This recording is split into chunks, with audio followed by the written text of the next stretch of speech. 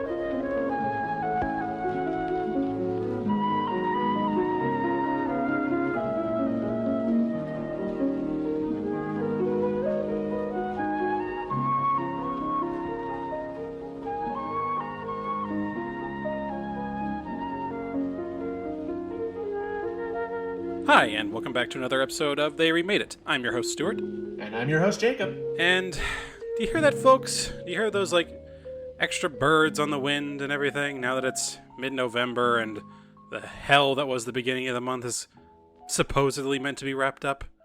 It's like something's changed, but I can't quite tell what. Yeah, everything's honestly, everything's a lot calmer. Like, I'm not even in one of those areas. Mm-hmm. But I can just feel it. Yeah, it's soothing. It's soothing, yeah. I look onto the news and I see someone tweeting out something dull and boring about the nature of the ISS or, relations with another country. And I think, wow, that's so dull. I'm so happy. How boring. Just the way I like it. But beyond that, we do have a more neutral show to get into, so got any things to recap us on with your watch history? I have a bit of a more complicated list this time around if you want to go first. Ooh, of course, I will go first. Cool. I failed again, and didn't do anything. Well, hi everybody. If there's a slight echo that I wasn't able to get rid of, I am in a new place. I moved in to a new condo where I live now. Hooray!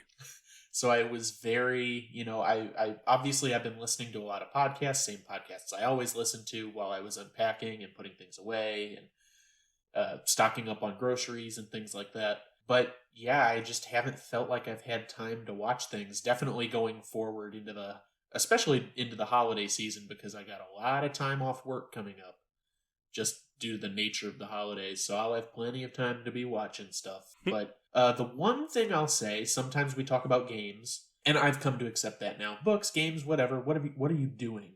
Yeah, what are we doing? What media are we consuming? Right. I was playing Hades for a while. Oh my god, yeah. That's one of the ones I was going to say. Well, you can go into it more in depth because I do like it and I need to go back to it. Okay. I played it a bunch and I've already quote-unquote completed it one time. Obviously, that's not the end of the game, right. But I put it down for a bit because this is so stupid. Kingdom Hearts Melody of Memory came out. And I started playing that. It's a fucking rhythm game. Not that it was a surprise. I knew that going in. But okay. I just got it because it's Kingdom Hearts, and I'm like, the story is stupid. I recognize that it's stupid and I hate it, but I also love it at the same time, so I like to consume Kingdom Hearts stuff. And so this new rhythm game came out, and I'm like, okay, whatever, just tap the buttons along to the beat, and it's Kingdom Hearts music. That's fine. The game actually does a really good job as you go of explaining the story of every single game in order, including the handheld ones, which is really helpful even for me who's played 90% of the games and still doesn't know what's going on. Yeah, I staunchly refuse to believe even the biggest fans of that game series even has 75% assuredness how the fucking plot goes. Well, here's the thing. I think I do now. I do. It's really good at it, because, like I said, it puts it in chronological order and explains things through cutscenes after certain levels, how things are happening. And I'm like, oh, this is good. I can just play through the game and do this. I beat the campaign. There's more things to do to complete it, but I beat the campaign, and spoilers aside for anyone that cares, there's not going to be any spoilers.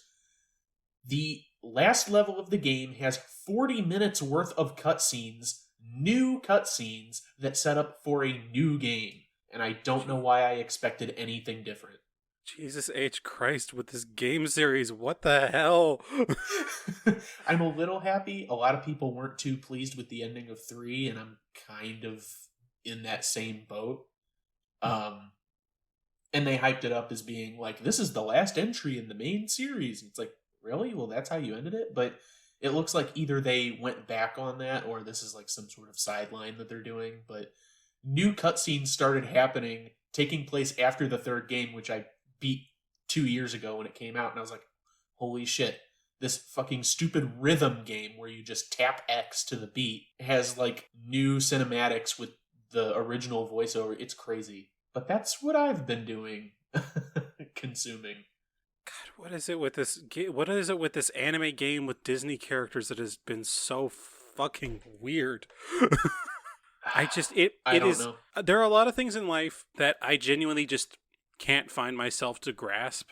Like, just a lot of opinions a lot of people have, but ultimately it kind of comes down to human nature and that sort of thing. And I'm just like, all right, fine. I can't necessarily understand it, but I can accept that it happens. Kingdom Hearts is the exception to that. I don't understand it. I don't understand why people love it. I don't understand how it's gone on as hard as it has, and I can't accept it. It is one of the most perplexing things in reality to me. It's got a real middle school vibe to it, like middle school exactly, nostalgia like, vibe. Exactly. Well, but it hooked me early, and so now I'm like in for the ride, and I recognize how awfully written most of the characters and the plots are, but Yeah. I'm still invested. It's sort of like The Simpsons, where I watch it and I'm like, whatever, but I'm still watching every new episode because I'm like, well, I like the characters and I've watched it this long. Fair enough. That's part of it. And I mean, the gameplay of all those games, it can get redundant, but when I was younger, I hated it, but now that I'm older, I applaud the fact that they mix it up in a lot of the handhelds. It's like, well, now it's a card-based system, or now we have this mobile MMO. They really try to put a lot of variety into that franchise, which I appreciate, even if it doesn't always work out. But that's it. That's my Kingdom Hearts talk over. Well, already. That's the shortest amount of time you could possibly go into Kingdom Hearts, honestly. 5 minutes, definitely. Yeah. So, how about you? Okay, well, on my end, didn't do great on the movie front myself either, honestly. I've been starting to rewatch the first season of The Mandalorian, at least, because I'd watched a bit of it with my family, and I just want to get caught back up on it. I still defend that it's like the only good Star Wars content, like unironically, fully to its core good content to come out from Star Wars for the last like 20 years or so. And I'm not even sure if I'm exaggerating with that number. Lots of people like the Clone Wars, I guess. I mean, I guess it's still kind of weird. I don't know. But yeah, so I've been watching that a bit. I've obviously been playing Hades, and I love it to death. I've always loved Supergiant. Like I first got hooked with Bastion. Right, great game. And I've played like every single one of their major. I played Bastion. I think Bastion and actually their game after that, Transistor, were two major influencers on my modern aesthetic tastes. And so I'm just like, all right, cool. Now I have them to thank for everything. I didn't play so much of Pyre. I don't know why. I think it was also just because like the whole nature of that game is that, without being too spoilery, is that a lot of the characters, you actually have to start sending them away, and they're gone from the game forever. And so it's like, they're incredibly well written, and I love all of them. And so it sucks when I have to say goodbye to them. And so I'm like, I don't want to keep playing if I have to watch all my friends leave. It sucks. I know what you mean. I played through Bastion, and I almost completed it. It just gets really hard at the end. Yeah. And I loved it.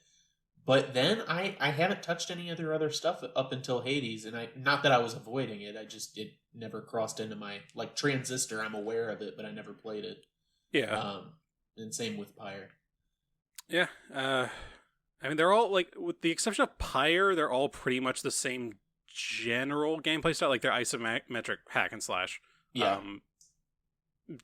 Transistor has kind of a different spin on it, where it's kind of meant to be like you're hacking reality, where it's like you actually have to put in commands to make like a sequence of attacks. So it's not amazing how they do it, but the story is well worth it. And then with Hades having come out, because I had been looking into it for like the moment it was announced, I was like, I need to know everything about this, and I didn't realize it had come out fully here recently, and so I picked it up just a couple weeks ago, and I've been basically addicted to it any time I have.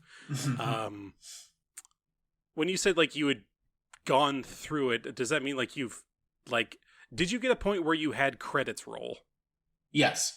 Okay, cool. Then I wasn't sure because like the whole point of it, it's a roguelike. You're meant to go through it and like actually like repeat the same like general sequencing and things. Right.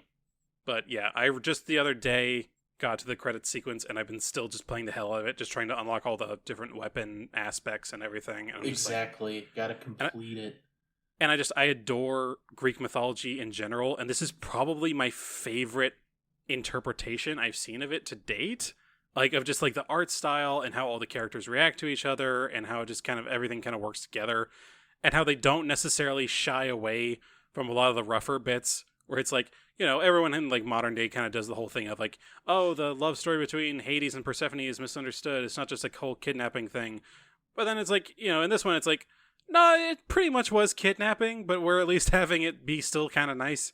So it's like, they touch on that sort of stuff. They try to, get around a few things. Like they say Demeter is like the adoptive sister of all the gods, to try and skirt around the fact that Hades is 100% married to his own niece. Right. So it's just like, that's just how shit was back then. But, otherwise just like, it's a fantastic art style and just everything going into it. I adore it to pieces. And I love the gameplay. I didn't realize until recently in life that I actually really like roguelike games. And so it's just like, I've taken it to like a house on fire. Mm-hmm. Yeah, roguelikes are great. I really like just the interpretation of, the gods themselves, which is the major point of it because it's Greek mythology. But just like, they're all willing to help in their own way, but they keep that egotistical nature that a lot of interpretations leave out of the storytelling, because it's like, oh yeah, you want a protagonist that like is petty and hates everybody, okay. But like sometimes when I was playing it, I wouldn't be paying attention, and I would go into a room thinking there was a boon in there. Boon being like a power up from one of the gods for people who hasn't played it.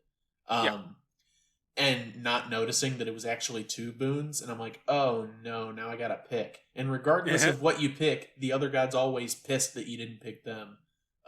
Always. And that's great, because that's exactly how they all are. Yeah, they're all just such petty assholes.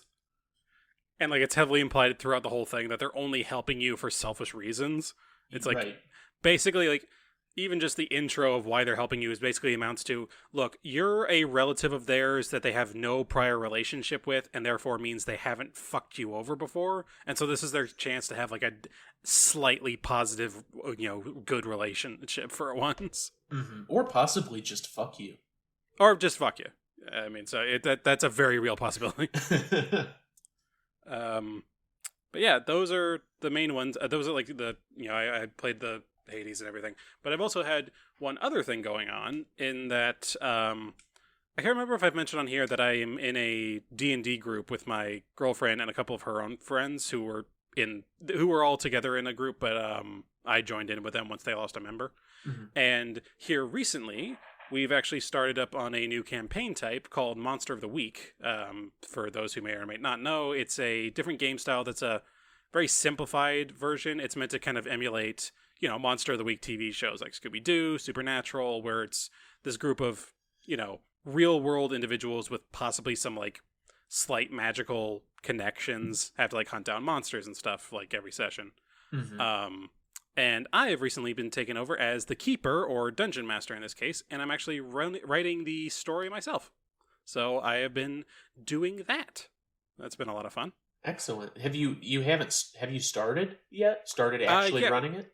Oh, wow. We actually had our first official session this past Sunday. So, yeah, the nature of it is that it's so much of it. Like I'm kind of like I realize more and more I'm kind of a storyteller at heart, and I've had a lot of these kind of stories in my head already.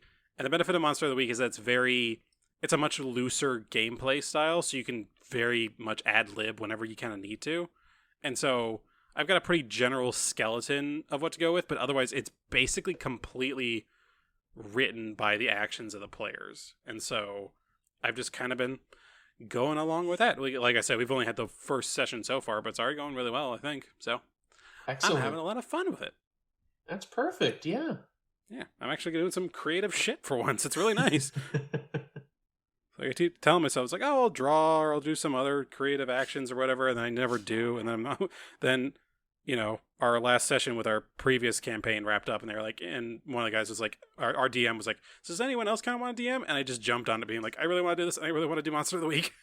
Because I had known that before, because I listened to the Adventure Zone campaign, like the Adventure Zone being the D&D podcast by the McElroy brothers. They had actually done a campaign with Monster of the Week that I adore, because it takes place in Appalachia. It's close to it's in the general region of the country where I was born and grew up, and so I just fell in love with it from there, and so I've just been kind of rolling with that now. So that's been a bulk of my time lately. Actually, has been thinking and writing about that. That's great. Sounds like you really fell in love with that. Heck yeah. And I actually, I had talked to you about it not too long ago, because you yourself are a fan of the cryptids, and so you had sent me a list of a bunch of them. So I hope it proved useful. It already has. So great. Yeah, it's starting in Appalachia, so a lot of things, a lot of the monsters that I had requested were from there. So going pretty well. Yeah, that's beautiful. Congratulations. Thank you. And congrats to your new house. Yeah, thank you. I'm in love with it too. And speaking of falling in love... Hey, an actually good transition for once. Today we're talking about 7 Chances and The Bachelor. Not the TV show. No, not the TV show.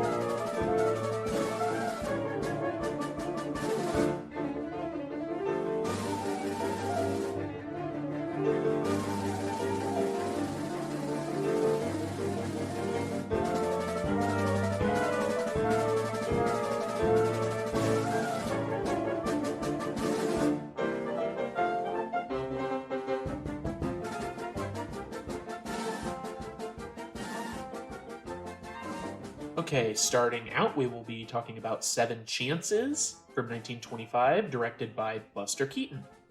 Jimmy Shannon, played by Buster Keaton, is the junior partner in the brokerage firm of Meakin and Shannon, which is on the brink of financial ruin. A lawyer, played by Snitz Edwards, whom they dodged mistakenly believing he was trying to add to their woes, finally manages to inform Jimmy of the terms of his grandfather's will. He will inherit $7 million if he is married by 7 o'clock p.m. on his 27th birthday, which happens to be that same day. Shannon immediately seeks out his sweetheart, Mary Jones, played by Ruth Dwyer, who readily accepts his proposal. However, when he clumsily explains why they have to get married that day, she breaks it off with him. He returns to the country club to break the news to his partner and the lawyer. Though Jimmy's heart is set on Mary, Meakin, played by T. Roy Barnes, persuades him to try proposing to other women to save them both from ruin or even possibly jail. He has Jimmy look in the club's dining room. Jimmy knows 7 women there, the chances from the title. Each turns him down, though. In desperation, Jimmy asks any woman he comes across. Even the hat check girl rejects him. He finally finds one who agrees, but it turns out she is underage when her mother spots her and takes her away. Meanwhile, Mary's mother persuades her to reconsider. She writes a note agreeing to marry Jimmy and sends the hired hand to deliver it. Unaware of this, Meakin has his partner's predicament and potential inheritance printed in the newspaper, asking would-be brides to go to Broad Street Church at 5 p.m. Hordes of veiled women descend upon the place. When they spot Jimmy, who had fallen asleep on a pew, they begin to fight over him. Then the clergyman appears and announces he believes it all to have been a practical joke. Infuriated at this, the women chase after Jimmy. While hiding, he gets Mary's note.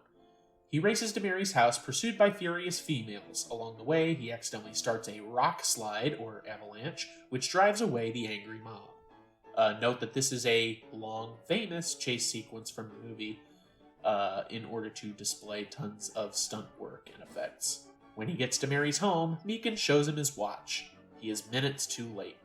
Mary still wants to marry him, however, money or no, but Jimmy refuses to let her share his impending disgrace. When he leaves, however, he sees by the church clock that Meakin's watch is fast. He and Mary wed just in time.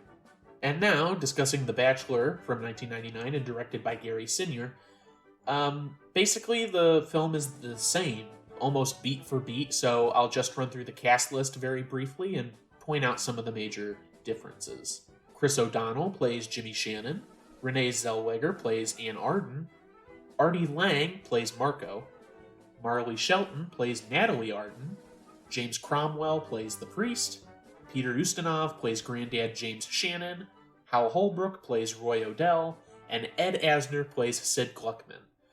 Also, the titular 7, though it's slightly more than 7 in the 99 version, actually have more important roles to play and have more character associated with them. I'm not going to give you their names, but I'll run through the actresses. And that is Jennifer Esposito, Brooke Shields, Mariah Carey, Rebecca Cross, Rami Rosemont, Sarah Silverman, Catherine Town, and Stacey Edwards. So, as I said, the plots are pretty much the same, but in this rendition, much more emphasis is put on the relationship between Jimmy and his girlfriend, Anne.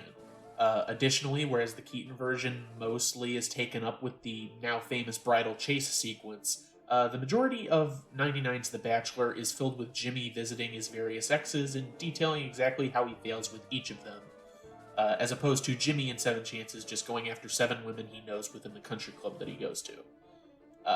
That's pretty much it.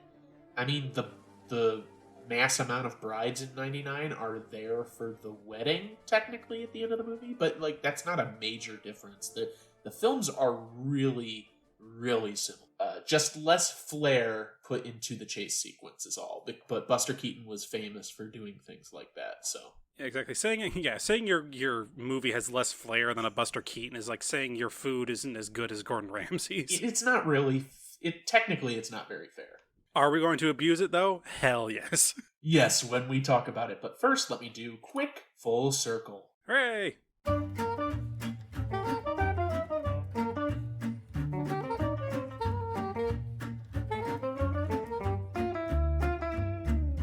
So, we have 3 this time around, 2 for 7 Chances and 1 for The Bachelor. So, firstly, Buster Keaton plays James Shannon in 7 Chances, and he also plays a character called Jimmy the Crook in It's a Mad, Mad, Mad, Mad World, 1963. You'll be forgiven if you don't recall that, because that movie is just filled with cameos from people that you probably never noticed. Yeah. The Three Stooges are in there. Jerry Lewis is in there. Like, everyone who was anyone at the time is in that movie, even if it's only for like 2 seconds. That one dude from Leave It to Beaver, what was it? Yeah, Don Knotts is in there for a brief stint. The next one is the one I'm most excited about because I knew I recognized him from somewhere, and then I did full circle and it popped up. But Snitz Edwards plays the lawyer in 7 Chances, and he also plays the evil associate in 1924's The Thief of Baghdad. What? You look at his face and you're just like, oh, that's totally the guy. And I'm so happy because I was... Oh my god, you're right. I remember it now. I was watching 7 Chances and I saw him and I was like, I know who that is, which is a crazy thing for me to say about a silent film, but I think we're at that point now where seen enough of it where we can actually do that. Oh my god. Dude, we're starting to recognize character actors from silent movies. What have we become? You can't go any farther than that. We've become our fucking college film studies professor. I wonder how many silent films he'd actually seen. It is either the more than could possibly be imagined to exist in the first place, versus maybe 3. There is not going to be an in-between there. Yeah, I'm not going to like brag about it like, I know who Snitz Edwards is, but like, that was just a realization when I saw that, and I was like, we've gotten to that point now. We've only covered 2 silent movies to this point. Technically 3, but the other one is German. But yeah, we're there. And finally, the one for The Bachelor, Sarah Silverman plays Carolyn, one of Jimmy's exes in The Bachelor, and she has a cameo as a greeter in 2011's The Muppets. Oh, yeah. Same as It's a Mad, Mad, Mad, Mad World. Lots of people just cameoed in, well, honestly, The Muppet Movie and The Muppets. Like, both of those films, because that's just what The Muppets do. Yeah. Gotta say, I'm not a huge fan of cameos. I've realized at this point in life, I'm like, yeah, this means nothing. Huh. I guess I kind of like them. It's just harder. I think it's harder to do nowadays because that could just be speaking to me. But I don't recognize most faces nowadays. It doesn't seem like there's as many personalities, or at least the personalities aren't as strong. It's like, oh yeah, I like him. He's going to be in that movie upcoming. Awesome. But he's not really. Never think about it again. Exactly. Yeah. Well, yep. That is it for Full Circle. So, would you like to give me your thoughts? Initial thoughts. Well, first and foremost, I'm so excited we get to do a Buster Keaton. Yeah. We had talked about it outside of recording, obviously before, but we kept talking about it. We kept leading up to it because I'd almost forgotten the names of. Well, okay, I had forgotten the names of these movies we were doing this week just a couple days ago, and when I got reminded of it, I was like, "Oh yeah, it's the Buster Keaton one." The last time you were that excited for films we were doing was Metropolis and the animated Metropolis. I remember you're like, "Oh shit, that sounds great!" Like, yeah, like it's fantastic. And I was, at least, I mean, it's Buster Keaton. I was not disappointed. The other one I'll get into a bit more in depth, obviously. But yeah, no, it's a joy to see, Mr. Stoneface there on screen again. I've only seen a few of his movies, really. I've seen what was the one that's like in the Civil War or something? It's the one with like the most expensive. The General. The General. Yep. I was going to say that's the only other one I've seen. I'm aware of others like Sherlock Jr. and whatever, but I haven't seen them. Yeah. I've seen the General, and that one's fantastic, obviously, and famously the most expensive Hollywood stunt in history, where they just straight up destroyed a fucking train and a bridge. Yeah. It's like, God, you just can't do that anymore. You can get away with so much shit back then. And if I may be mistaken, but I think that might be the only silent film on the AFI list. That could be wrong, but I think that's right. Yeah, I wouldn't be surprised. But my love of Mr. Keaton aside, I kind of briefly teased it before we started recording, but I'm kind of realizing now that, and I know this is a thing for a lot of movies, it's kind of a setup for a lot of movies that do this sort of thing, but this will be our third movie involving, character or characters are given, the opportunity to make a ludicrous amount of money, but are required to do some eccentric requirement in order to pull it off. We had that with, oh dang it, I just blanked on on one of them. We did Rat Race and It's a Mad Mad World. Mad World and Rat Race. That's one. Then there's Brewster's Millions was the second one, and now we're here with 7 Chances in The Bachelor. It's like people like remaking this sort of thing pretty often, don't they? not only do they, but like, so, I mean, I hadn't seen either of these beforehand, so I did Yeah. not know that there was like a will with stipulations to get money. I didn't know that that was a plot point.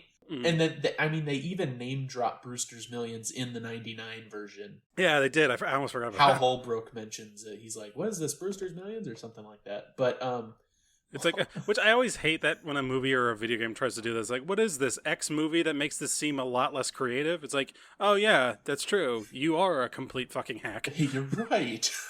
What are you talking about? But the other thing is that was completely unintentional. I'm the one that picked all of those movies for the show. Yeah. I was gonna say that as well. It's like, do you have are you like trying to foreshadow that once we get old and die, if you're the one who dies first, you're gonna leave me like some insane fortune, but I have to do some random bullshit? I've hidden 6 riddles around Tennessee. It's like, and that's actually kind of like, and again, another thing I tease going into this is like a kind of a question I kind of wanted to posit to you as just kind of like a side objective to this episode is, if you were some eccentric wealthy man and you died and you had to give your fortune away in your will, what crazy stipulations would you put in the will to have it happen? Oh, I mean that is a good question. I've heard the Brewster's Millions one posited specifically to people, but yeah. Yeah. And and obviously, like, you know, you can take time to think on it. Like, you can just think on it as we kind of go through it, and we can just kind of say it at the end of the episode. Oh yeah, that's fine. I mean, the cliched answer is spend a night in a haunted house. Like, that's been done by any TV show ever. Like, I know The Simpsons even did a parody of that in like season 6 or something. So, but yeah, no, not intentional. I guess that's just a really good. That's a really good place to start a plot if you're making a comedy film, and it can lead to zany madcap antics. And I definitely lean towards films that have that going for them. Not necessarily like a large amount of money on with stipulations on the line, but just the fact, like, the zaniness. And yeah. So I guess that's what draws me, and then I just end up getting pulled into, oh, we're talking about a similar. This is the 5th and 6th time we've talked about a similar premise. Which, like, I guess it's kind of, and I'm sure we could kind of, you know, look into stories like all the way back to fucking ancient Egypt, and I'm sure we could find similar stuff of, like, you know, it's kind of a fun concept. It's one of those few moments. What easier way to establish a situation as relatable than to say, hey, what if this random person was given the opportunity to make a ludicrous amount of money? It's like, pretty much anyone watching that is going to be like, okay, I could see myself in that situation. That'd be great. And so it has the benefit of all these zany situations you get to kind of place yourself into. It's like, man, would I be able to do this? Would I be able to pull this sort of thing off? It's like, you know, it's all those crazy things where it's, you know, it's the reason we watching, you know, movies and TV shows about people breaking out of prison, where it's like, man, that's crazy and insane. What if I could pull it off? Could I do that, maybe? Exactly. So it's like, it makes sense why there's so many of them, at least. But it is funny that it is such a specific subgenre of movies and just like stories in general that it's like, okay, just do some crazy shit for a while and we'll pay you for it. Like, we have entire TV shows based around that. Exactly. I mean, hell, technically The Bachelor and The Bachelorette are kind of based off that. I mean, I was looking, because I was doing some research on both of these films. And Seven Chances, obviously, it was based on a play, same as Brewster's Millions. It was based on a play at the time. But I went to the remake section, and it's actually been remade a couple of other times. The Bachelor is the only like big film adaptation that's happened, save for, I think, a French film that remade it. But I mean, but that hardly counts. I mean, come on. It's France. But I did see in there that... I'm kidding, French listeners, by the way. And by the way, if you are listening, how? Don't tune up. But bonjour, mon frères, I guess. That means brother. French. That means brother. Oh, they hated the Beauty and the Beast episode. But what I will say is that when I was looking at that list, it said that the Three Stooges remade Seven Chances, in 2 of their short films. So nice they did it twice. I mean, I yeah, honestly, I can see that. That makes sense, I guess. Like, I did not think about that. If it's like, yeah, this is kind of prime Three Stooges thing here. Hey, you knuckleheads, we gotta marry some broads before the end of the day. Yeah, that is kind of weird when you think about it that way. It's like, I cannot. It is such a deeply, almost eldritch horror to my mind of thinking of any of those as being husbands. What, the Three Stooges? Yeah, for some reason, just the idea of any of those like characters just spawning or anything, I'm just like, eh. Hey Mo, what about that one? She looks cute. Yeah, it's just odd to think of them as anything other than just like, trickster demons. That three horrors from the nether realm. I think I'm also just imagining they're like those, like the modern movie that had them shown and like how truly horrific they looked in it. Oh, like, yeah. I think back on it, it's like they probably didn't look that bad because, they're vaudeville characters. I forget who played Larry, but Will Sasso played Curly, and Mo was played by Chris Diamantopoulos, or however you say his last name, who is the current official voice of Mickey Mouse. There's just drives so me much insane. going on. God, that shit's weird. Very, very, very strange. Perhaps, what are we talking about? Perhaps back to the films, though. Yeah. So I'll defer it back to you. Do you have any actual thoughts? We started talking about sorry. me and my picks. Well, I think my main one, and I know it's, not a huge one, I realize. God, the fucking main character, Chris O'Donnell, is dull as dirt. He is so boring.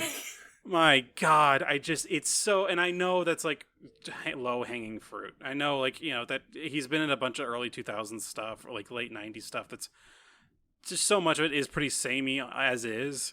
Because I'm looking just like back at the Wikipedia just to kind of look at the, to remind myself of names and everything. And the poster of the movies there, and it's got him with like that's like this just stupid neutral smirk asshole look, and I'm just like, I just can't in any reasonable way think of this anything other than just like Oh yeah, I see what you mean. He has a very to harken back to someone else that we've talked about on the show before. He has some Breckin Meyer energy emanating from him. Just this guy that somehow got to lead or co-star in a lot of these films in the late 90s and early 2000s. Yeah. And I've completely forgotten about them. Yeah. And like I feel bad for them, but at the same time I'm sure they made a decent chunk of change. But it's just like God, the early 2000s, and I'm sure as we get older we'll look back at movies from the teens and then in time the 20s, because Christ, the march of time. Yes. And we'll look back on those and we'll have similar thoughts of like, God, how could we have like liked so many of these archetype characters for so long? And it's like, I understand, but like at the same time, I want to look at the past and I want to judge it because it's the past. The past is always worse. The past is usually worse, yes. Yeah, like I know we talk about this, the whole thing is like, okay, yes, a lot of movies from the past are better than the ones in the future, but like still at the same time, when you really think on it, it's like, shit's still better now. It's so hard to get. It was so hard to get through this movie. Yeah, though I mean, I just like I've mentioned on before that I pause the movie whenever there's a moment that's just like really stupid, and that I'm just like, I need to stop for a second and just kind of like comment to myself just so I can speak on it later. This had a unique effect on me where I had to keep pausing it, but I didn't know why. Like nothing happened. Like nothing happened in particular. I was just kind of like, I just need a break, I guess. It's like I'm just kind of bored, I think. Dude, I paused The Bachelor twice because of ridiculous moments. And I mean, okay, yeah, I think there were a couple, like the one where like the socialite character, like they kept like revealing more insane bullshit to her. It's like, revealing to her like, oh, now you have to do this and also this for all this money and everything. It's like, all right, this is feeling a bit like secondhand embarrassment. Yeah, exactly. And it's kind of lazy that the way they even set that scene up too, because it's just like how Holbrook lied to her.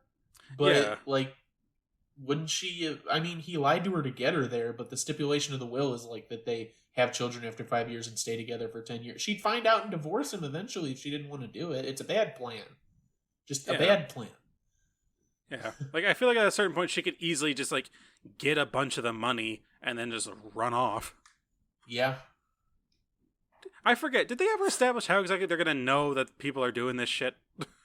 No. Because, like, they go through this whole, like, all these stipulations, and for the life of me, I cannot remember if there was, like, are they just gonna have this fucking lawyer living with them for the rest of their lives to, like, know, like, if they've spent more than a single full day to get apart from each other? It's like, fucking, there are days where I don't notice that, like, entire multiple days have gone between me seeing my girlfriend, and we spend all our time together, but sometimes shit just gets busy. I guess Ed Asner's character would be required to check up on them. But, like, twice daily? a month. Maybe twice a month, and just be like, okay, is she there? Fine. I don't know. It would have to be daily, but... Exactly, because, like, it's just...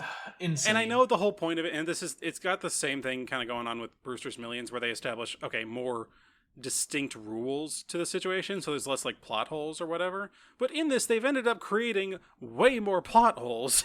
Because, like, at least in, 7 Chances, it was pretty general, and since the time frame was so small, and the situation was so chaotic, that it didn't really matter. Like, they just kind of set up the situation and just let it run, Exactly, and like when... Okay, so I'm just going to be calling everyone by the actor's name because I can't remember the characters at all. That's fine. But, go right ahead.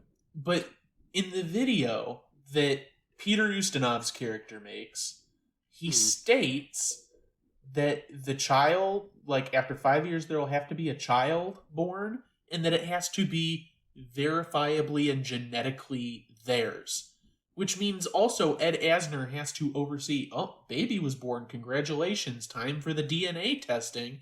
Like, it's insane that the lawyer has to be involved for this much nonsense. And honestly, I need to, but I won't, do some digging into this. But all these plots about, like, crazy wills with crazy stipulations, there has to be a limit to, like, what a law firm will let you put in your will, right? They're just not, they can't just be like, oh, anything goes and we'll have to uphold it because it's your will. Like, yeah, and, like, I know the whole, like, fucking thing with this would be like, oh, it's just a movie, it doesn't have to be that serious. But, like, at a certain point, like, they went to all this effort to add all this extra shit. That's gonna be a question people ask. Yeah. It's like, what the hell? It's like, you could have just had a pretty simple concept. I mean, Rat Race did that, where they pretty much... Rat Race did the kind of opposite, where they actually more simplified the situation, but they added just kind of, like, crazier set pieces to be involved, where it's just basically said, okay, they're just some rich guys just betting on these people, and that's it. That's really all you really need. It's just a human rat race, literally. Exactly. Versus, the whole thing of, like, a, deceased criminal and a giant W and all this other ridiculous bullshit. It's like, with that happened with Mad World, and, it benefited from that. I thought the concept was a lot more fun in, Rat Race. And then but adding all this extra bullshit to The Bachelor, I couldn't get over it, and I just kept just being like, what the fuck is going on with this? The past was a mistake is a common phrase that people say, and that definitely applies to The Bachelor. Though the past was a mistake, 7 Chances does not quite escape from that, because no, it does not. Blackface, uh-oh. Oh boy. Yeah, I did not expect that one. Neither did I. There's a fair amount of, like, not okay moments in this movie.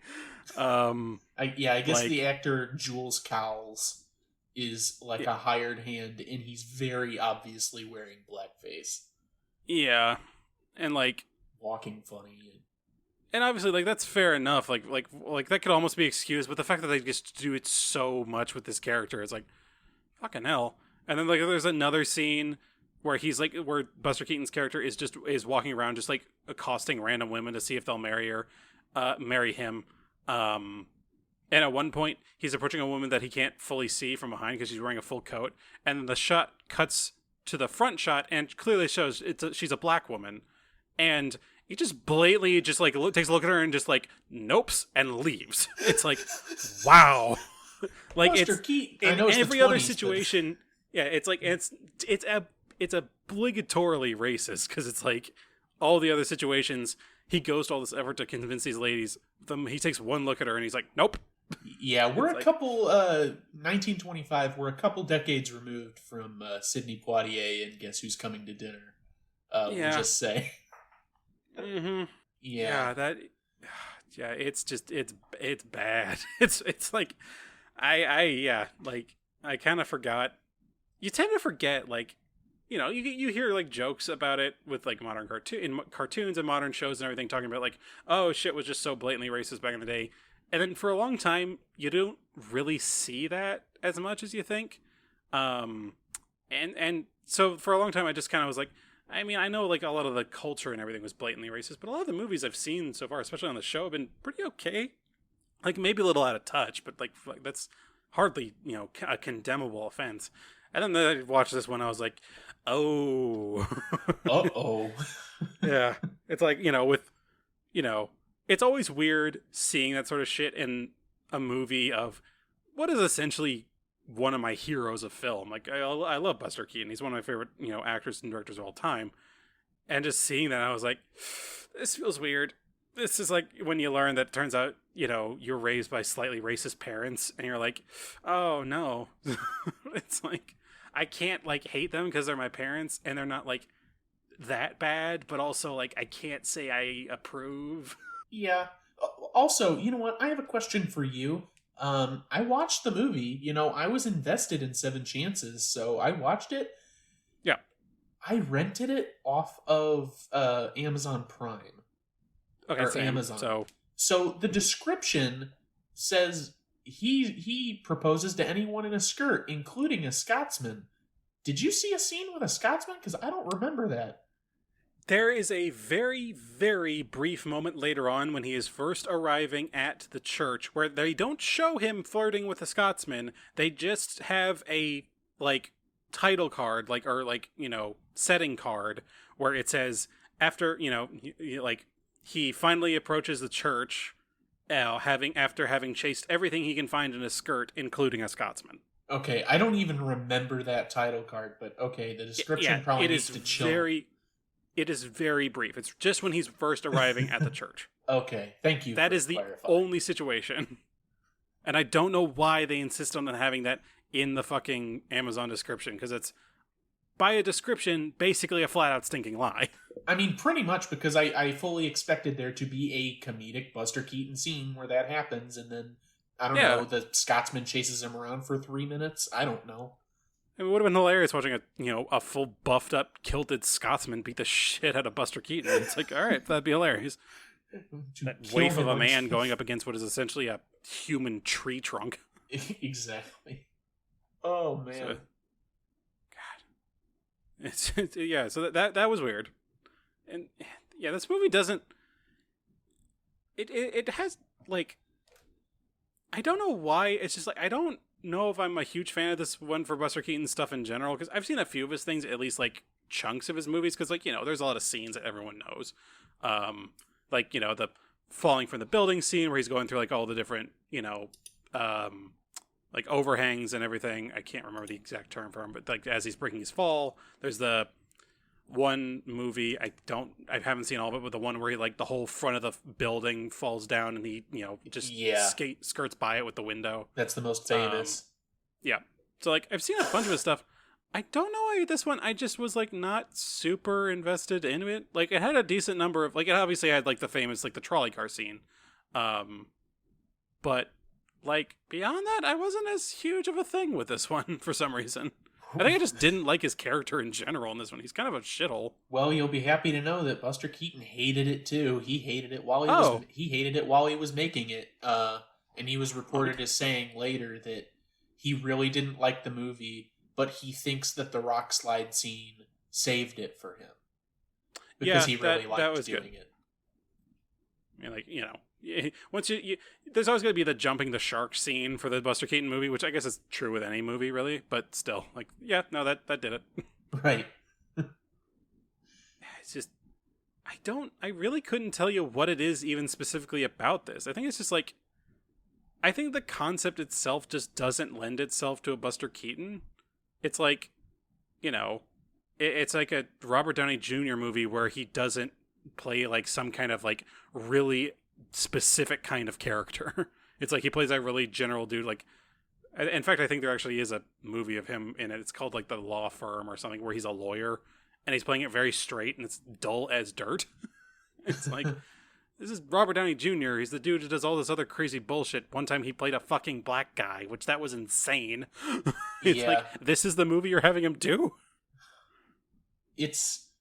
I don't know. I think it's that, and just, the setting and the premise doesn't feel, from what I've seen, which is clips of some movies and then the general, it doesn't seem like the premise itself really lends to Keaton's style. There's some comedy in it, but literally 20 minutes of the movie is just women pointing and laughing at him and him walking away. That seems like something that would be in like a Chaplin movie or something, but not this. Or it's just his weird like fetish film. Yeah, like, he liked it. Like, it's his weird humiliation thing or something. I don't know. Oh yes, browbeat me more. Jesus Christ! Everyone point and laugh because I almost married a child. Yeah, I forgot. Yeah, that was another one it's kind of skirted by, but it's like, oh yeah, there's a very brief moment where he doesn't realize he's straight up about to just try to marry an underage girl.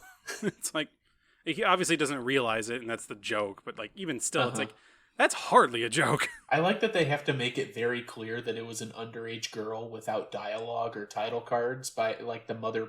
This bigger woman pulls her away and like gives her a doll that was just sitting on a chair. It's like, she got a doll. That means she a little baby. Yeah, and like the addition of the doll even just kind of made it even creepier when you get down to it. It's like, exactly. Oh, no. Like I want to like laugh at this because it's like, it's Buster Keaton, and I want to laugh at more of this. I just couldn't. That kind of was the problem with both these movies. Actually, now that I think about it, I really wanted to laugh. Like, there's a lot of moments, even in The Bachelor, where I'm like, this dude just being a dope and trying to get these things done. It's like, you know what? If I saw this kind of person actually going through this insane bullshit, it'd be hilarious. I'd be like, dude, check out this douchebag in the tie just, like, trying to randomly, like, marry all these women. It's like, he sounds insane. And, like, the ending with him, like, going through the whole fucking crowd. It's like, objectively, that would be hilarious. But I couldn't find myself laughing. I will say that I think I laughed more at The Bachelor than I did Seven Chances, but for all the wrong reasons. Yes. That was what I was about to say. I said I paused it twice, and one of them is just near the very beginning of the movie. He's going into all this, and that's another early 2000s, like, and it still persists a little today, like romantic comedy thing where it's like the male's like, yeah, everyone loves being the bachelor, but then the women come and they take you away and they take your soul. And the whole thing with this movie is they use like Mustang stampeding as an analogy, and they like they use that to relate to whenever it's an ongoing theme. They even use it like on the outshot, the iris out. But it's like Mustang stampeding, we're wild and free, and then whenever someone gets hitched, a CG lasso comes in and like takes the dude down. And when that first happened with the black guy, it's just like green screen him running in front of an image of horses. Then a lasso gets him and he falls down. I literally paused the movie, and like 5 minutes I was just walking around my place. Just like, I couldn't believe it. Like, I honestly kind of forgot about that. And I was like, because when I watch a lot of these movies and I know for a fact like it's going to be a super similar plot, I tend to just like skim through the very beginning because that's usually almost identical in a lot of ways. That one, I kind of disservice myself with that one though. Yeah. I forgot about that almost completely.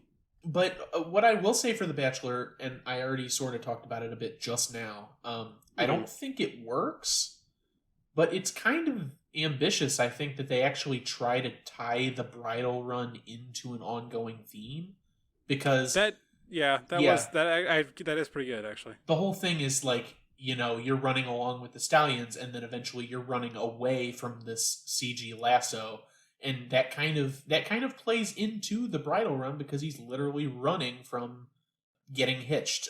Commitment, I guess, is the proper term there.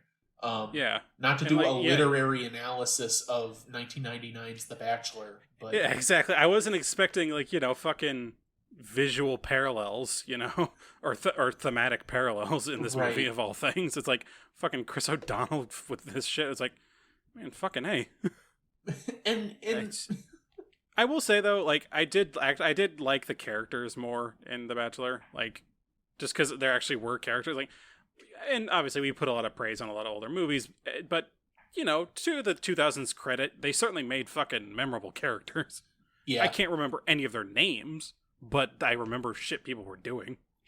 I will say, and I know I've said this before, he can't help but be in shitty movies. He has never once been in a good movie, but I still like Artie Lang in anything.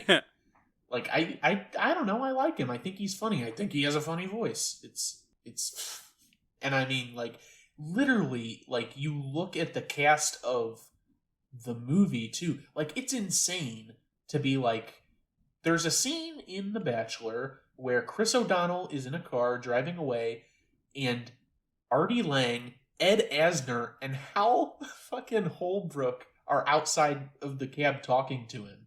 And like, for a minute I was like, what am I watching? Why are all these big name people in the... It's kind of like Shortcut to Happiness, where I'm just like, why are all these big name people in this fucking thing? Oh yeah. It's like 5 people you meet in heaven bullshit where it's like, is this guy dead and all these are all like these spirits talking to him? What the hell? Oh man. And I knew Renee Zellweger was in it because, like, she, front and center with Chris O'Donnell, but he starts going to his girlfriends and Mariah fucking Carey is in it too. It's like, And I was yeah, like, that one took me for a loop. I was like, oh my god, which everyone enjoying the Christmas music now, you're probably not hearing it as much if you're not going out because, lockdowns and such, but I've heard it already like twice in the past week. So yeah. So I've the usual memes of, all I want for Christmas is you starting back up have started permeating to the point where it's like, okay, there's like the joke of where things go from, okay, we're like, someone notices this thing happens, someone points out that that's a funny thing, this thing happens, someone starts making jokes about that thing happening, more people make jokes about that thing happening, thing happens for years, and people just come around to realizing, oh yeah, we're just literally just playing All I Want for Christmas Is You now. It's like, we're not even like parodying at this point, we're just doing everything that we've said people were doing before. yeah, we are partially responsible for this. Yeah, like this song probably would have died if we didn't keep pointing it out. We did it. It's like, this is our fault.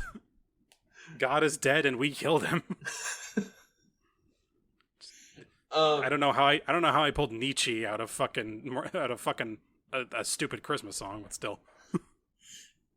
So what I will say is the real thing with any Keaton film, including Seven Chances, is you can kind of ignore the plot, because the point of it is to get to whatever the big stunt is, and there's always one. It's either overarching or it's just one scene, but for Seven Chances specifically, it's definitely the bridal run.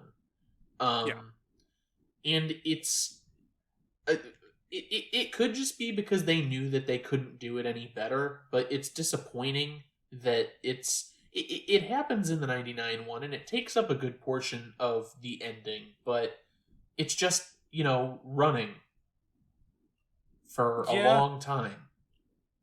Yeah. And that's sort of it. Did you find that strange? It felt like they shoehorned it in because it's like, well, this is a remake of Seven Chances. We got to have the bridal run.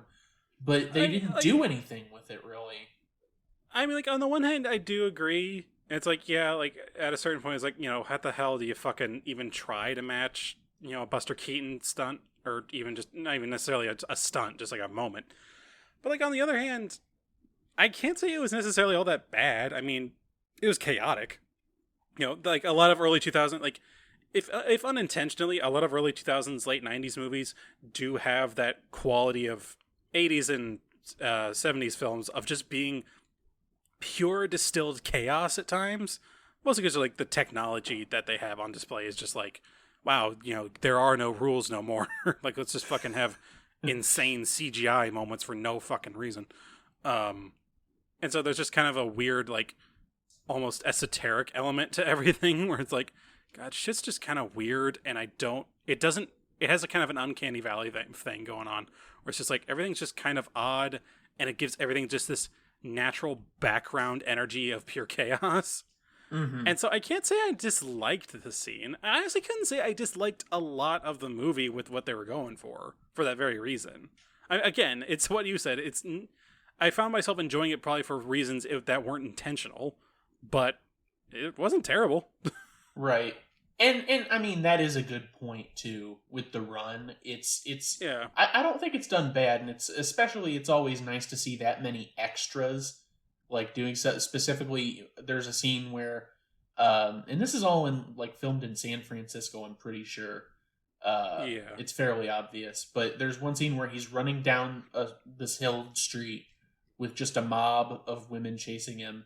And he gets to an intersection and tries to go up one way, and they're all coming down. And then he goes the other side of the intersection, and there's even more women. So he's like, okay, I guess I'm taking the only other path I have.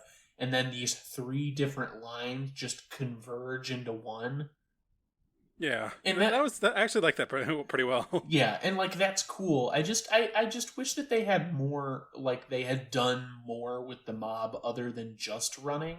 Not that I hate it, but like in Seven Chances, like he tries marching with a bunch of police officers until they see the mob of women, and then they abandon him, and he doesn't know. He tries to duck into a Turkish bath. They go to a quarry. There's the rock slide. Yeah. Like, I don't know. There's so much there. Yeah, it's like. And they could have done so much insane fucking early 2000s shit with all of that. I would have loved if at the scene where they were going into the intersection, if it turned red, the one side stopped and then the other ones kept going. Yeah. That would have been hilarious. It's like, just like how they all still have this like mob mentality going on. We're making this so much better. Yeah. And so it's weird that I'm trying to enjoy it for things that just weren't in it, which is like, kind of cheating, I feel like, which is rare for us. We usually are like, normally we tend to just fucking crucify films like this, but it's like, I really did find myself wanting to like The Bachelor, surprisingly. Not for the character, obviously, but like, just because it's a silly concept. It's like, let's just have fun with this shit. Yeah. No, I know what you mean. And again, I think that that kind of speaks to the film concept itself, obviously. Like, just the whole premise, like, as we've seen, it's an entertaining premise all on its own, and so it's just feels bad to say like, oh, it's just objectively bad. It's like, it's really not. There's plenty to like on its own, but it's just kind of poorly maintained. It's like they never really build up any kind of steam to kind of work with. Right.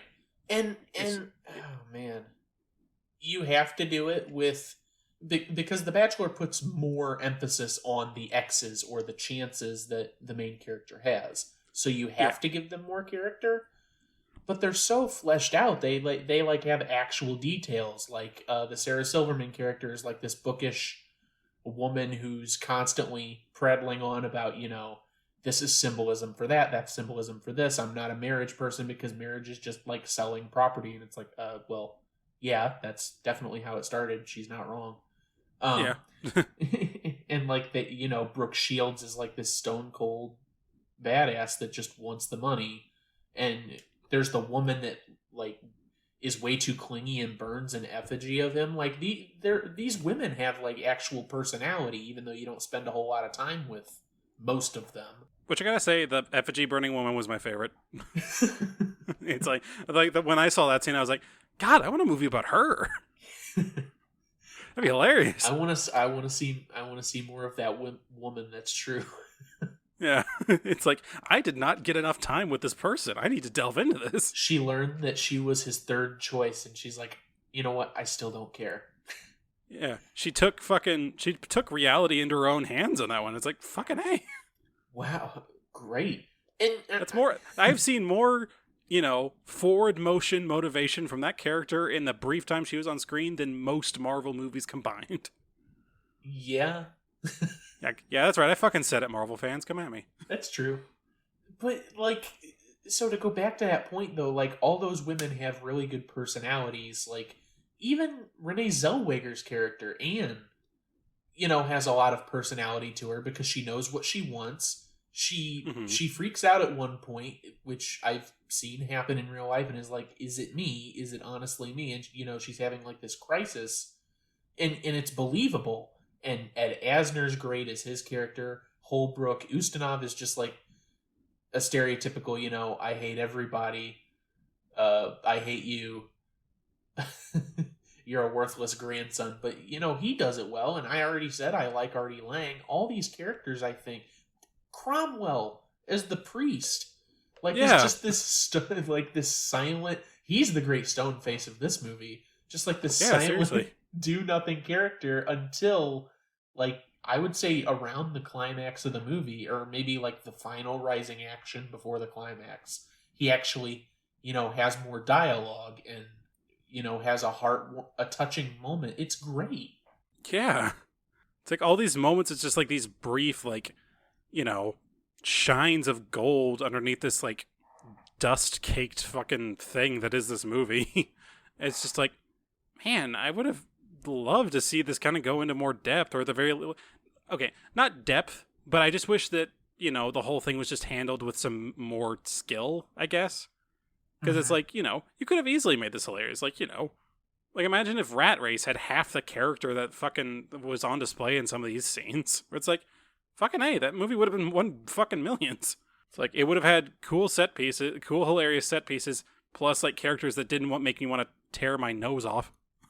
I mean, pretty much. I mean, thinking back to Rat Race, it's like, okay, Kathy Najimy, John Cleese, and John Lovitz I loved, but I don't think I could spend time with any of the other characters. Yeah. With the one person I was, like, kind of okay with was, like, the crazy helicopter pilot lady, and it was just like... Oh, yeah. Because it's always just fun just to, like, let's just have a fucking unhinged character. It's like, you know what, that's hilarious. And again, Breckin Meyer's in that scene, dragging it down. Yep. But, like, so I guess my final point on that is that all of these characters I think are great, except I don't think O'Donnell's a good lead. And you spend most of your time with him and he just drags it down. And I can't say that I've seen everything Chris O'Donnell's ever done, but I've seen this. I've seen Batman Forever and Batman and Robin, which he plays Robin in both of those. And I've seen episodes of NCIS. LA, I think. Which he's on too. And I don't like him in any of that. I don't think I don't know if he has actual good roles elsewhere, but from what I've seen him in, I just don't care for him. Yeah, it's like you can have characters like this as a main character and it does fine. But, like, I don't know why. It's just like with fucking Chris O'Donnell, it's just dull as dirt. It's like, Jesus Christ, man. Yeah. I don't know. It's like I'm trying to think, like, an actor that is like a good version of the kind of character that Chris O'Donnell seems to do is damn, I can't remember his name, but he plays like the live action Shaggy in the Scooby-Doo movies, but he's done a bunch of other stuff too. Like Matthew Lillard. Like, I think he's fantastic. Like, he would have been great in this role, I think. Yeah, probably. He's got insane range, so like basically that is kind of like if this main character had been more along those kind of lines, this would have been a great movie. Yeah, no. Let's remake The Bachelor specifically, but with Matthew Lillard. Hell yeah. He's good in the Scooby films, and he's good in Scream. Yeah, that was it. That was the other thing I was thinking of with him in. I don't know a lot of live action stuff he's doing, but I know he's currently the official voice of Shaggy on all Scooby-Doo projects. Like, cool. He took it over after Casey Kasem, quit and then died. I don't know why the way you put that was just kind of funny to me. It's like, well, after he quit and then died. It's like, because it's like, oh, did he die? Yeah. It's like, no, he quit. Oh, then he died. Oh. Well, he quit. He quit because he got tired of Shaggy eating meat because he was a vegetarian, and then he died later. Cool. But yeah. Good to know. But yeah, that's how I would fix that movie. And how you know what? To be honest, I think that's how I would fix Seven Chances too. Is I wouldn't put Buster Keaton in it because it's not his type of movie. Yeah, I mean, imagine this if like I kind of want to see this fucking Three Stooges productions now because those were probably pretty okay. Yeah, I haven't seen those two, but I've seen other Stooges shorts. I've even seen one with like post Curly death with like Joe DeRita and whatever that I actually like. So I don't know. They're probably fine. Yeah, it's so weird for me to be able to say that I really just don't like this Buster Keaton movie. It's like I didn't expect that, but at the same time, I'm sure it had to happen. It's like you get right down to it. A lot of those older films, for as iconic as a lot of the scenes are, kind of boring. Yeah. Get right down to it, pretty boring. Like, I'd watch, I've seen a few of Keaton's shorts, which I really like those. Because mostly, one of them is just, him going across a fucking fence between two properties and just over the course of a day. And it's hilarious, all the shit that he's able to get up to in that tiny space. It's those I love. But this whole thing of trying to have him, I was like, you know what I think it is? What? I think in all these movies, Charlie Chaplin ones, Buster Keaton ones, and all the other ones that are trying to emulate that sort of character, the biggest thing with me is that it's absolutely non-believable. None of these guys are believable in any way as anything even close to a love interest. It's I look at these guys as these essentially just paper cutout characters. Charlie Chaplin himself was never that expressive either, and Buster Keaton being called literally Stoneface. It's God, the idea of all these guys just being these romantic leads and for all these situations, it's just not fucking feasible in my brain. It's it just reaches a logical part of my brain. I'm I can't do it. This isn't a thing that's happening.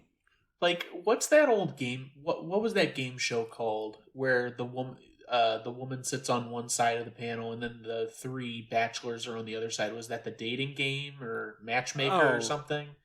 Matchmaker or anonymous date or something like that. I can't remember the name of it, but if you I know what you're talking about. A woman on one side and then on the other side it's Chaplin, Keaton, and Harold Lloyd. I don't think she would be happy with any of them. Yeah, I don't know if she'd be able to tell any of them apart. I think she'd be very disappointed. I other than Buster Keaton's voice being as deep as the sea, holy shit. Yeah. that was always the weirdest revelation for me. It was when I first heard him, the first thing I was watching a movie, a fan made movie detailing a lot of the stuff Buster Keaton did, and it had a deep voice kind of intercut at random scenes, and it took me a solid 10 minutes in before I realized that's fucking Keaton. Oh my god. He's got a voice like a fucking oaken ship. It's Jesus Christ. I actually didn't know that. That's kind of like when you learn that General Patton didn't sound like George C. Scott. He had a high-pitched voice. Yeah. I'd love to hear some of that. Yeah, it's just it is the weirdest fucking thing. And maybe it came on more as he got older, because as I saw him when he was an older man, it seems like the voice fits better. But it's just you look at him now, it's just God, I can't imagine him having any kind of voice other than kind of a sort of squeaky rat voice.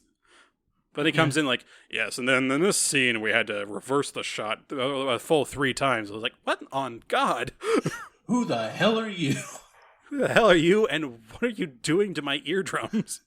I guess whenever I see Buster Keaton, even with how manic he can be in his films, I always get this sleepy vibe off of him. I always feel like he would sound like a Perry Como or something. Just oh, and then we, which I guess is still kind of deep, but just a really slow and just we had to take that shot a couple more times.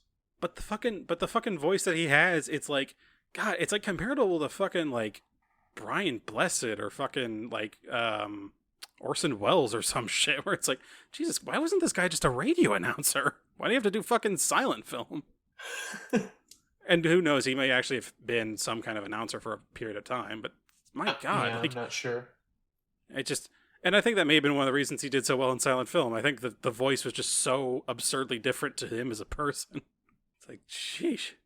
Oh, we should. And obviously, I feel like at this point we're in the rambling stage, but Well, sometimes you gotta sometimes you gotta ramble. That's all our end of year shows are, is us rambling about nothing.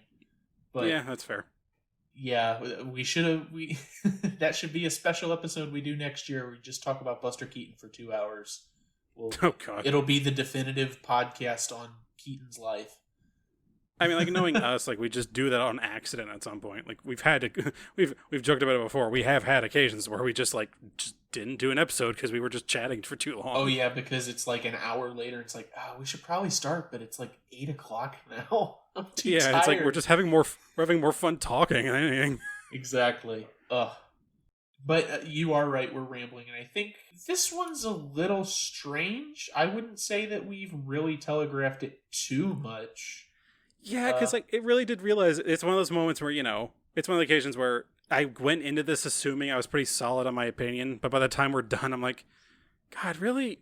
Fucking neither of these were amazing. I mean, yeah, I'm the same.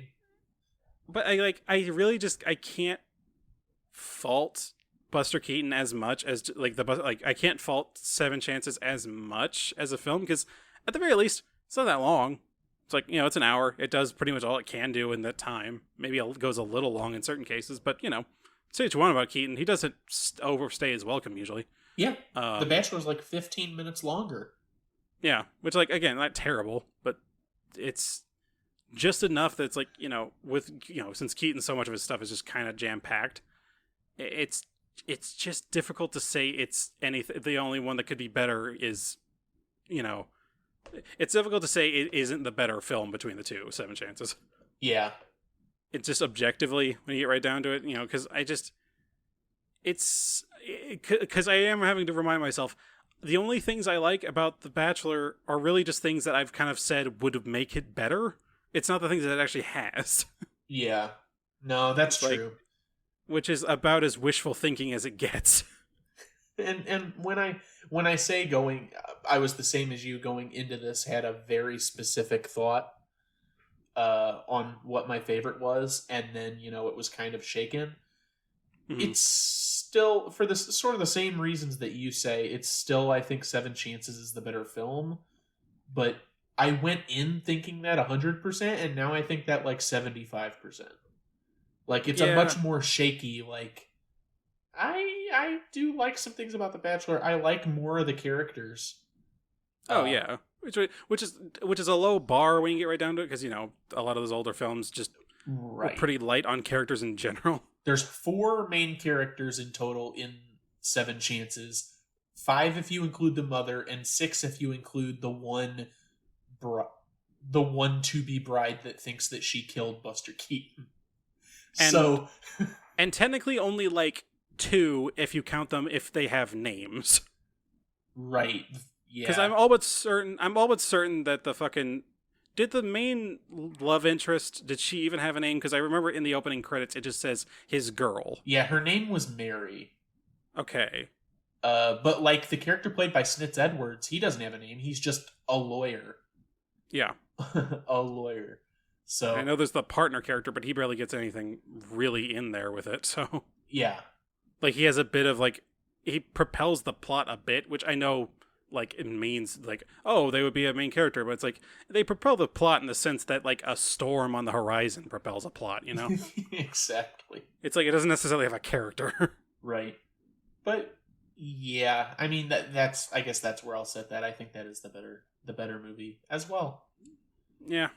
God, it feels like we've had more strings of things where we're just like finding really neither of these are amazing. I know. I know. Like I feel like next season for sure, because we're coming up to will be the penultimate normal episode. Next episode will be the season finale. I feel like next season I'm gonna make an effort to find a lot of ones that are at the very least at least one that's fantastic and the other that is just dreadful. So you just have a good old fashioned round of shooting fish in a barrel. Yeah, I already have mine picked for the start of next year because how we usually end up doing these is that I pick the first episode of the year and you pick the last episode of the year. That's how it's gone every season so far. And I already have mine selected for the start of next year. And I don't know how you feel about it, but I definitely have. One of them is a film that I love. So gotcha. We have that going for us at least. I'll need to look through some stuff. And like, I keep thinking, we kept talking for the longest time. I was like, oh, some other remakes are going to be coming out soon, and then fucking COVID happened, and then just movies stopped. So it's like, we're not getting a few for a while. Like Dune got fucking scheduled to sometime late next year. Oh yeah, I know. Like I was posting stuff on or like scheduling stuff to post on Instagram, and I've been posting posters for like things that we recommend, things that we like watched recently in the top of the show, stuff like that, and.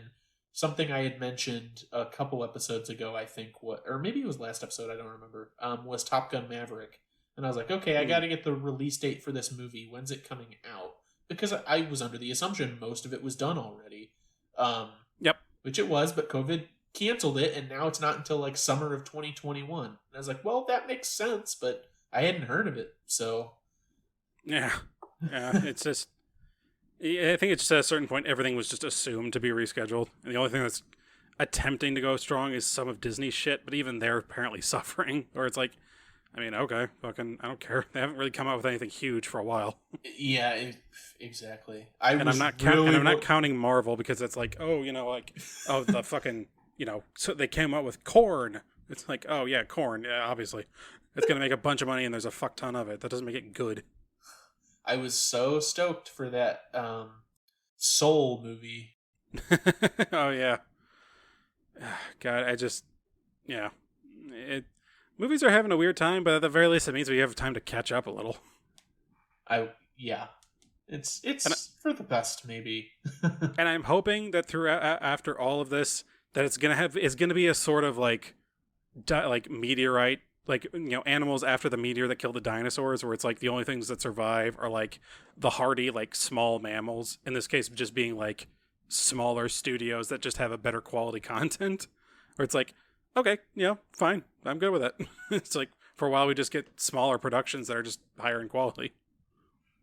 Oh, yeah, that'd be nice. God, imagine a release season that isn't dominated by some random fucking Marvel shit or crazy other like studio trying to ape it. I mean, that would be great. The horror franchise, Jesus. The horror genre, scene has been revitalized in the past couple of years. With the likes of, films like The Vivitch and Hereditary and other films that have been directed by Jordan Peele in the genre. Yep. So that's in a good spot, I'd say. I'd say the horror genre is in a pretty good place compared to where it was 6 years ago. Even outside of movies, like, you and I have both, sung the praises of Magnus Archives, and they've been going strong for a few years now. Yeah, definitely. Yeah. So maybe we'll get that with others. The game type that I'm playing right now is technically a horror type. Yeah, that's true. Everyone's in on the horror. It's pretty fun. It's creative, and we just want the world to seem comparatively dull to this insane bullshit we can come up with in our heads. But now we really are rambling, which is the scariest thing of all. So I'll ask you, any recommendations? For recommendations, you could just go listen to some of our older episodes about Brewster's Millions or fucking, Rat Race. Yeah. Otherwise, I can't really think of anything. I'm sure there's a billion of these kinds of things. There's so many different like Scooby-Doo episodes or something that involves something like this. Like, oh yeah, the fucking, if we're talking about inheritance from eccentric uncles, there's the Scooby-Doo meets like the like horror, like the monster school or something, like where Scooby and Shaggy like inherit like a school for like young monsters. Yeah, Ghoul School. That's fantastic. Ghoul School, that's it. I feel like the Scooby-Doo Meet the Boo Brothers had something similar to that in there.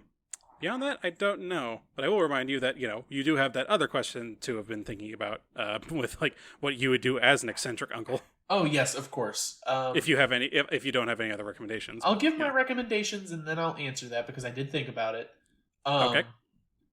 So, obviously, The General we've been talking about is pretty good. That's obviously a recommendation on behalf of Buster Keaton, director and star of Seven Chances. Yep. going over to The Bachelor, I was really racking my brain because I was like I said, I like Artie Lang, but would I recommend Dirty Work or Beer League? Maybe Beer League. I find it interesting and fun, but I haven't seen it in like 6 years, so maybe that's not so great. I don't remember. But like Ed Asner, I guess, is just a really great actor. Now most people I think have seen him in Elf because he was Santa in Elf, and obviously he was the voice of the main character in Up, that old ass man. Yeah. So Carl. Carl Frederator. So you got some good Ed Asner roles. But I mean, the genre as a whole, even like romantic comedies, I am not a fan. Even just like straight romance movies, the only one I can even think of that I like is Ghost with Patrick Swayze and Demi Moore. So I mean, I guess I'd recommend that as just a romantic movie. It's romantic. The Holiday's a good one. The Holiday I have not seen. That one's pretty good. It's got Jack Black in it and Reese Witherspoon. No, not Reese Witherspoon. Renee Zellweger? No. Cameron Diaz. That's it. Oh, way off. Okay. Yeah, sorry. Is The Holiday where people swap? Yes. Oh, okay. I have seen that a very long time ago. I don't remember if it was good or not, but I'll trust you on this. Yeah, so that's probably my only real big recommendation for romantic comedy. All right. Well, that's that then. I guess I will go into socials. Wait.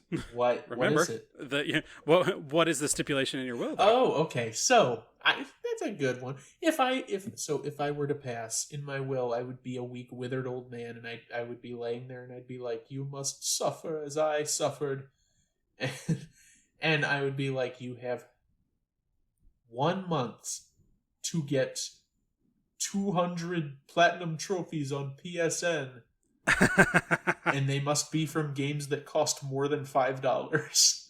Ooh, damn. And then I would die. Fair enough. That's pretty good. What about you?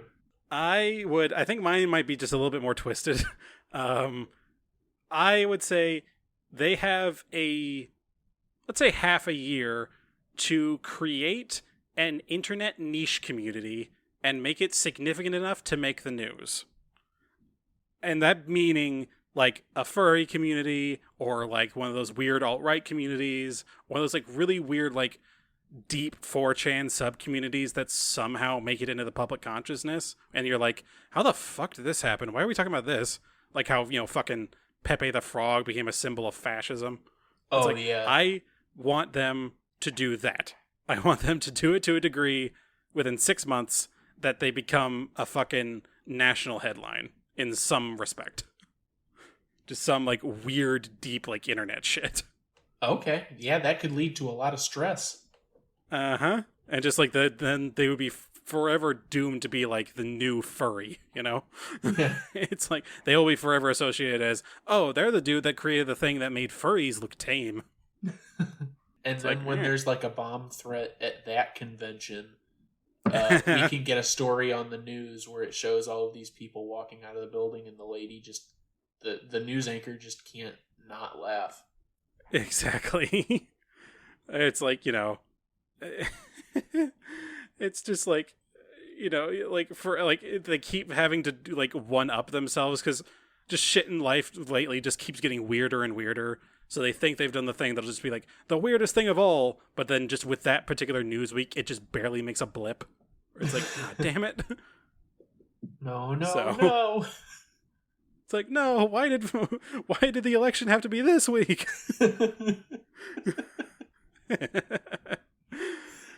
Oh man. Yeah, that's what I do because I am a sick bastard. Oh, that's good. No, that's good. But now you may get into socials. Okay. Now that I've shown my deepest desires. Now I will get into socials. So if you want to hear more about what crazy and twisted things that we would do to people down along our lineage, feel free to. Then you need to get some help first of all, but also feel free to like this podcast and follow it on any of your podcasting platforms that you listen to: iTunes, Google, Spreaker, Podbay, Stitcher, Podomatic, iHeartRadio. We're on pretty much everything that's out there. Make it to actual radio in the big time. We are telling you. Oh yeah, Sirius XM weekly show. Get ready. Where's our ad revenue? Come on. At that point, we'll be getting paid. Did I ever tell? This is only a slight sidebar, but it is related. Did I ever tell you we had ads on the podcast at one time, but the audio level and quality was so ridiculous that I canceled it? I think you mentioned it at one point. Yeah, I remember listening back to an episode and it starts with an ad for Dobbs Auto Tire, but it was so jarringly loud. I was like, I can't have that on episodes. Yeah, we're still figuring out the whole audio differences, so we apologize, people, but whatever. Yeah, it's like you've stuck around this long. You want a quieter experience, don't you? I didn't put that ad there. I think Anchor automatically did for me, and then I had to tell them. I was like, yeah, we can't have that. We can't reasonably do this to our viewers. But anyways, all those podcasting platforms, make sure to leave us some stars, leave us a review, let us know how we're doing. Honest and truthful. Other people will see it. It'll get boosted. Validation. Right now, everyone that can possibly come across our podcast thinks we're a perfect podcast because all we got is 5 stars. Heck yeah. It's when your sample size is that small. Now you've tempted fate, though. Now we're going to get a bunch of 1 stars. 1 star, best podcast ever. Hell yeah. But yeah, and go ahead, email us at theyremadeit@gmail.com if you have any suggestions, ideas, thoughts, concerns, anything like that. Follow us at @itremade on Twitter and at theyremadeit on Instagram.com. I've been consistently every single day posting things, whether it be suggestions that we've made on the show, what me and Stu have been watching or maybe playing, since that's been a lot of what we've been doing recently. There's updates when episodes go live. And I do these little full circle diagrams that I've been putting together based on full circles we've had on the show before. So I like posting all that, and you may like looking at me post that. So yeah. Social media, validate our existence, and do shit on Twitter that isn't racist bullshit. Seriously, people, we need to chill just a little. Just listen to our random bullshit. That's better. It's significantly better, I think. We're only political 2% of the time. But that's it for socials. Alrighty. Just kind of let our voices be out into the world for a bit. Yes, may you have a pleasant morning, afternoon, evening, whenever you're listening to this, and may you find true love before tomorrow ends. Yeah, and if you get some money out of it, then okay, cool. It's not the important part, but did you watch the movies? That's not the important part, you idiots. Send the scratch my way. Yeah, yeah. You don't need it. We do. I've already figured out the true love part. Now I need to work on the money part. Did you just hear me? I don't have either. I just bought a new house. I'm in debt. I'm in debt too, but I don't even have the benefit of a house. So it's fuck. God, we want money. I need it. Anyway. As always, I am your cripplingly indebted host, Stuart. And I'm Mustang Jacob. Oh, God. I never need to know that image of you ever again. Me running away from a lasso as it hurtles towards me.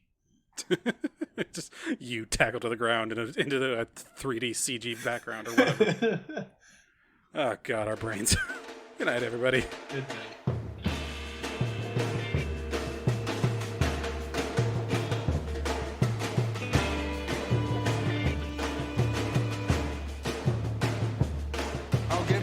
Lots of land and the starry skies above. Don't fence me in. Let me ride through the wide open country that I love. Don't fence me in. Let me be by myself in the evening breeze. Listen to the murmur of the cottonwood trees. Send me off forever, but I ask you please. Don't fence me in. Don't fence me in. Just turn me. Straddle my own saddle underneath the western skies. On my